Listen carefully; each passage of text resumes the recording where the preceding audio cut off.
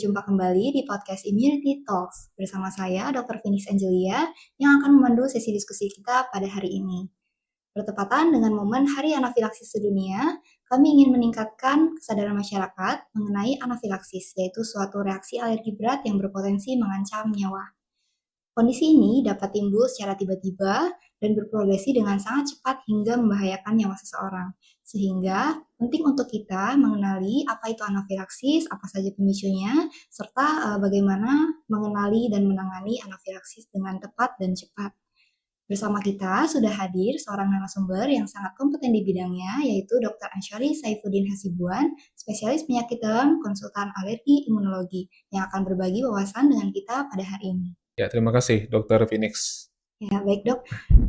Mungkin bisa kita mulai ya dok, Ya. supaya pasien lebih siap untuk mengenali dan juga menangani anafilaksis gitu ya. Oke. Oke, baik Ya, dok. silakan. Mungkin untuk memulai, boleh dijelaskan terlebih dahulu dok, apa itu anafilaksis dan mengapa anafilaksis ini bisa memburuk dengan sangat cepat? Ya, jadi sebenarnya anafilaksis itu, ya Sobat Immunity sekalian, adalah reaksi alergi yang berat yang tentu saja bisa mengancam nyawa, yang dapat terjadi secara mendadak. Dan kenapa dia bisa cepat reaksinya? Karena dia memang melibatkan satu sel yang bernama sel MAS. Sel MAS itu adalah sel yang berada di dalam tubuh kita, semacam sel imun, kekebalan tubuh, tapi dia memang berperan penting dalam reaksi alergi. Dan salah satunya adalah reaksi anafilaksis ini.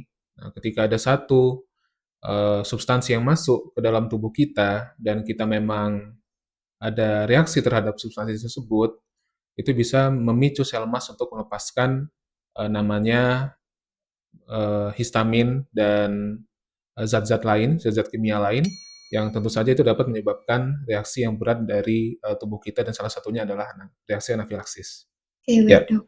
Berarti memang reaksinya ini sifatnya sistemik ya dok ya, Ya, jadi betul. perburukannya terjadi lebih cepat gitu. Betul. Nah, pertanyaan selanjutnya dok, mungkin banyak pasien yang merasa tidak punya riwayat alergi sebelumnya sehingga merasa aman dari anafilaksis. Ya. Nah, bagaimana pandangan dokter terkait hal ini dan sebenarnya siapa saja sih dok yang bisa mengalami anafilaksis? Ya, tentu saja anafilaksis itu bisa dialami oleh siapapun ya. Jadi mulai dari anak-anak, remaja, sampai dewasa. Tetapi memang biasanya dia punya riwayat sebelumnya dengan alergi dengan substansi tersebut ya, namanya alergen ya. Dan jika dia punya riwayat dengan alergi berat dengan substansi tersebut, jika dia mengalami mengkonsumsi ataupun substansi tersebut masuk ke dalam tubuh kita, itu dapat memicu alergi yang berulang seperti itu. Dan ya salah satu yang timbul itu ya salah satunya adalah reaksi anafilaksis ini begitu. Jadi memang biasanya pasien tersebut itu ada riwayat alergi sebelumnya. Dan salah satunya juga faktor genetik ya Dr. Phoenix. Jadi faktor genetik itu juga pengaruh. Jadi mungkin saja kalau misalnya orang tuanya dulu itu ada reaksi alergi yang berat juga, itu bisa saja diturunkan ke anak-anaknya juga gitu ya. Jadi sama-sama mengalami reaksi anafilaksis ini itu bisa saja terjadi begitu. Baik dok. Ya. Berarti memang pasien yang memiliki riwayat alergi sebelumnya itu lebih berisiko gitu ya, dan juga faktor genetik juga menentukan gitu ya. Iya, betul. Oke, baik dok. Mungkin dari praktik dokter sehari-hari, kira-kira pemicu apa ya dok yang tersering menjadi penyebab dari anafilaksis? Nah, pemicunya itu sebenarnya bervariasi, Dr. Phoenix ya. Jadi salah satunya itu yang paling sering adalah kacang-kacangan ya. Jadi dari makanan seperti kacang-kacangan, kemudian makanan laut, seafood, misalnya ikan ya, kerang-kerangan, kepiting, udang, itu bisa saja memicu anafilaksis. Kemudian yang kedua adalah obat-obatan. Nah, obat-obatan yang tersering itu antara lain adalah obat-obat anti nyeri, Dr. Phoenix. Ya, contohnya seperti golongan NSAID. NSAID itu misalnya Sobat Immunity mungkin pernah mengkonsumsi asam mefenamat gitu ya, atau natrium diklofenak, atau piroxicam dan sebagainya. Nah, itu adalah salah satu obat-obatan yang paling sering menyebabkan anafilaksis. Kemudian obat lain seperti antibiotik. Nah, mungkin Sobat Immunity pernah mendengar antibiotik amoxicillin, ya, kemudian juga cefixim, dan sebagainya. Itu juga golongan antibiotik yang cukup sering menyebabkan anafilaksis. Kemudian obat-obatan atau zat kontras. Nah, zat kontras itu kalau Sobat Immunity mungkin pernah mendengar CT scan, gitu ya, Dr. Phoenix, atau MRI, itu biasanya ke dalam tubuh pasien dimasukkan namanya zat kontras. Nah, zat kontras itu berfungsi untuk memperjelas gambaran organ-organ yang ada di dalam tubuh kita pada saat kita dilakukan CT scan atau MRI. Nah, namun pada orang-orang yang rentan itu bisa menyebabkan reaksi anafilaksis pada saat dimasukkannya zat kontras tersebut. Seperti Oke, itu. baik Dok. Ya, Jadi, memang pemicunya cukup beragam ya Dok, dari betul. makanan, Ya, obat, betul. hingga, Ya, pemeriksaan CT scan dengan zat kontras ya, pun bisa menyebabkan anafilaksis. betul sekali. Heeh, nah baik, berarti, sebenarnya kan ini kondisi yang tadi progresif ya Dok, Ya. sangat cepat memburuknya. Hmm. Penting untuk kita mengenali gejalanya, dan membedakan dari reaksi alergi biasa. Ya. Nah, kira-kira apa ya Dok yang bisa kita waspadai sejak awal bahwa ini mengarah ke suatu anafilaksis gitu? Ya, jadi memang reaksi anafilaksis itu adalah reaksi yang sangat cepat Dr. Phoenix ya. Jadi bisa kurang dari hitungan menit mungkin, ya kurang dari 10 menit gitu pasien sudah mengalami gejala-gejala yang berat. Nah, gejala apa saja? Misalnya pasien itu mengalami penurunan kesadaran, pasien tiba-tiba pingsan tanpa penyebab yang jelas pada saat dia terpapar dengan alergen tersebut. Tadi yang saya jelaskan ya, obat-obatan atau makanan tertentu, zat kontras dan sebagainya.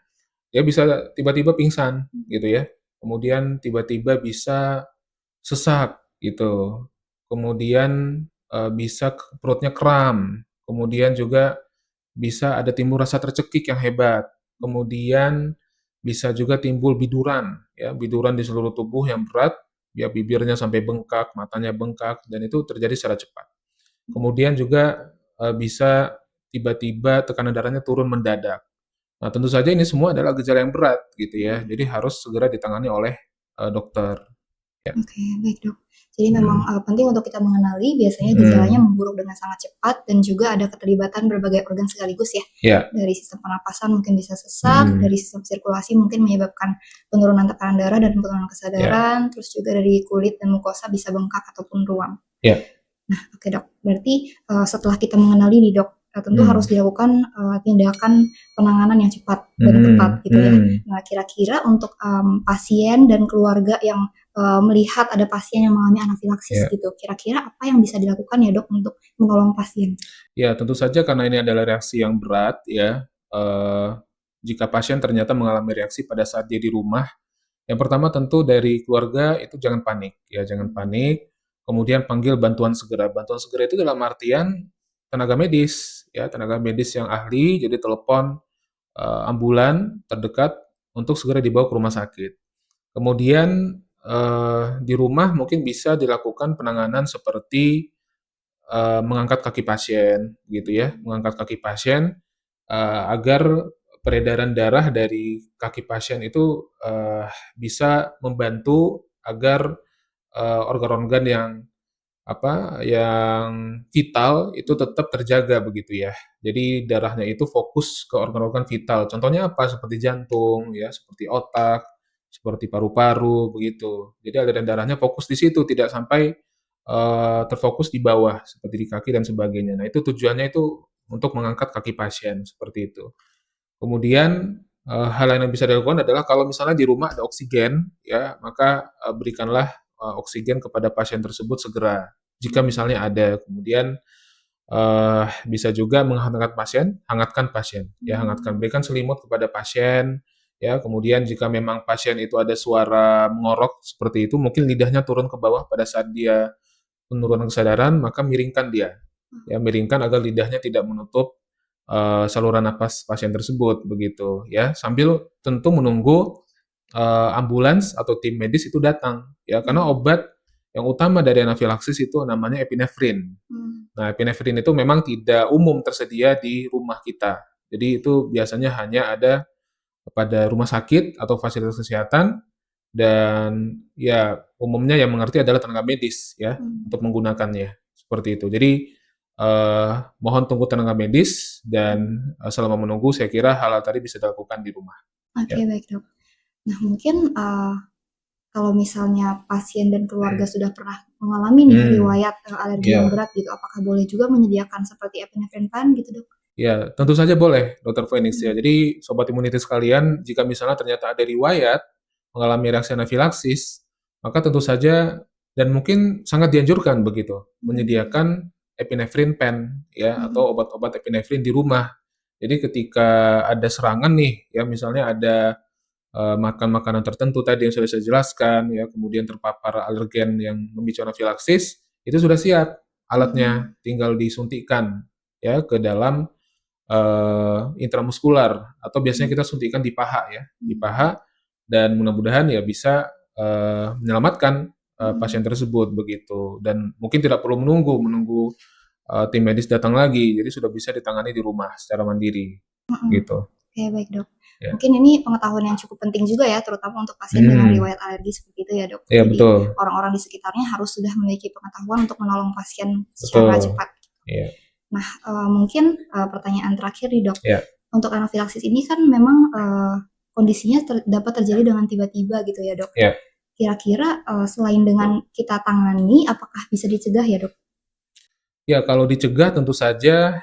Jadi begini, Dr. Phoenix ya, prinsip pencegahan reaksi alergi itu adalah hindari pencetus, begitu. Jadi sobat imunitas kalian yang mungkin punya reaksi alergi apapun itu, ya dari alergi yang ringan sampai yang berat tadi contohnya anafilaksis ini, maka pengobatan utama atau pencegahannya adalah hindari ya pencetus tersebut. Catat kira-kira substansi apa atau makanan apa atau zat apa yang menyebabkan gejala alergi tersebut. Ya, entah dia mungkin gatal-gatal, atau dia bersin-bersin, atau dia asmanya kambuh lagi, atau salah satunya tadi reaksi anafilaksis. Jadi harus dicatat zat apa, substansi apa yang menyebabkan reaksi alergi tersebut, kemudian hindari alergen tersebut, ya zat tersebut, sehingga reaksi alergi ya entah dari ringan ataupun sampai anafilaksis itu dapat dicegah ke depannya.